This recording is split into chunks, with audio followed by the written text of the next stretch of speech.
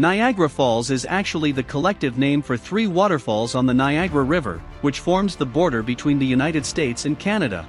Horseshoe Falls, sometimes also called Canadian Falls, American Falls, and the smallest one called Bridal Veil.